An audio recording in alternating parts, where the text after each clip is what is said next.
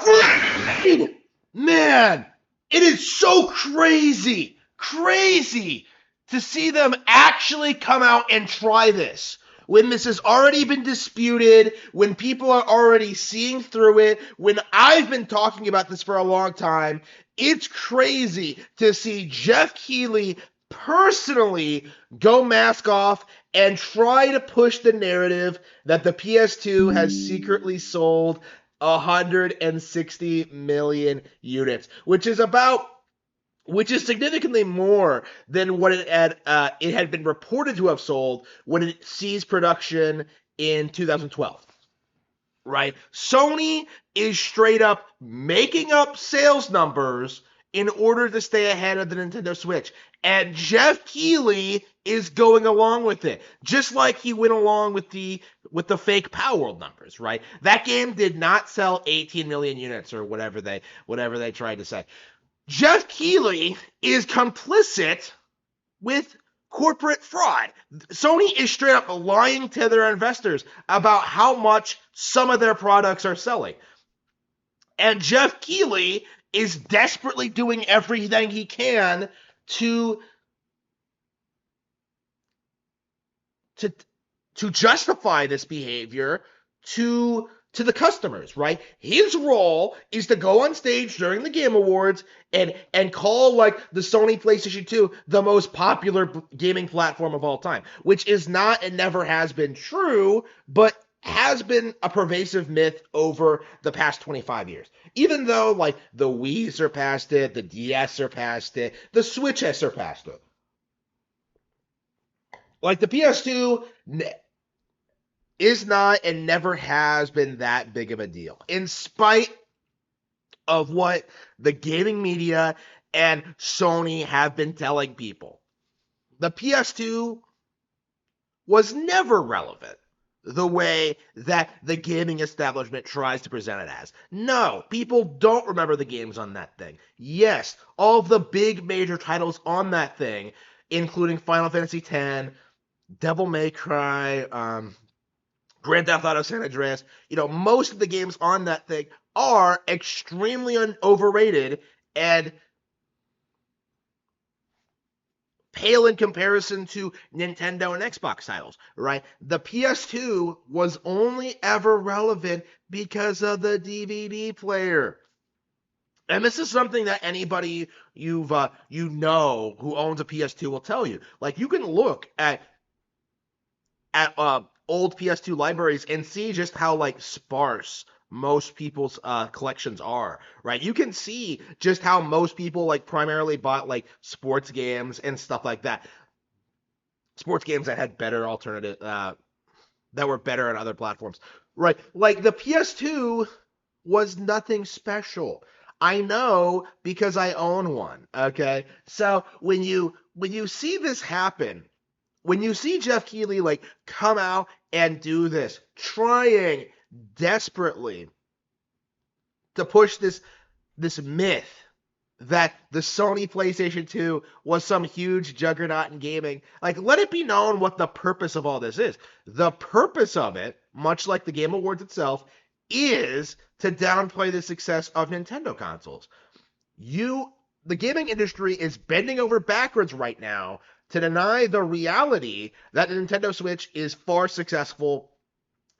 more successful than the PS2. It has sold more games. It does have a bigger library. It does have more versatility in its features.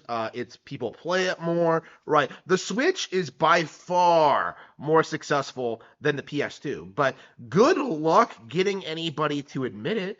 Like, to this day, you still won't see these people admit that the PSP failed, right? Let alone the Vita, right?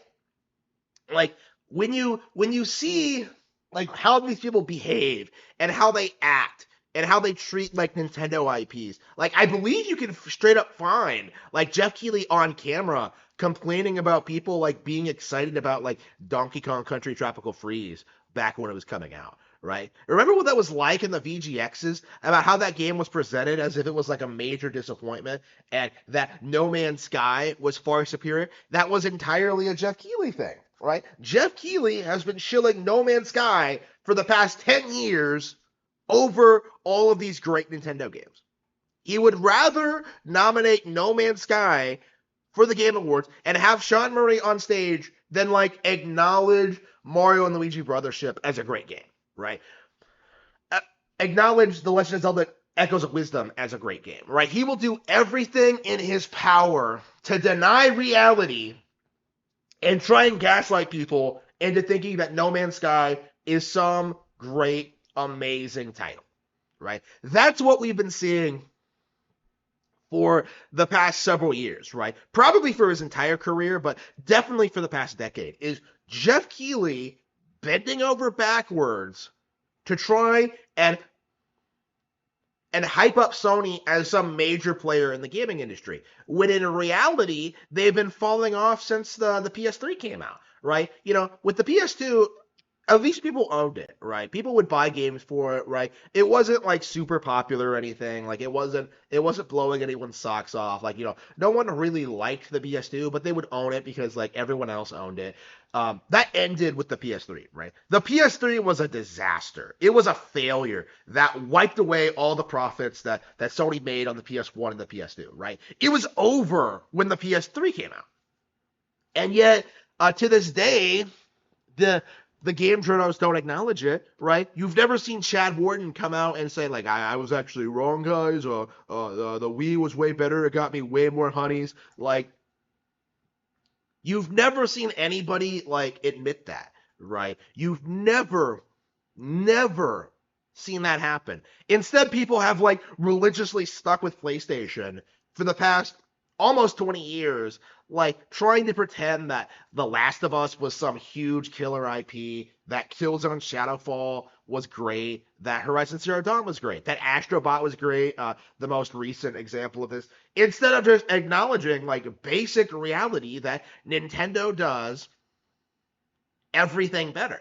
Like, there's nothing that PlayStation does at this point that really holds a candle to what Nintendo does. But gaming journals consistently deny that reality. It's crazy to me that these people seriously tried pushing the narrative that Astrobot was better than every single Mario game ever made.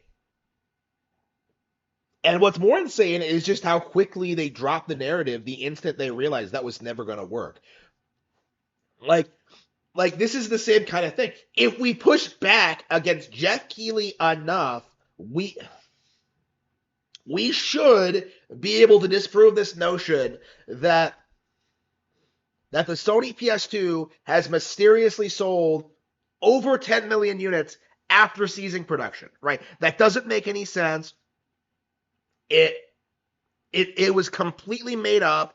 Sony is desperate to keep their ill-gotten place as the greatest, the best-selling console ever made. Because when they lose that title, which they did not deserve, when Nintendo outdoes them fairly, they are never ever going to be able to recover from it. There will be no coming back from this.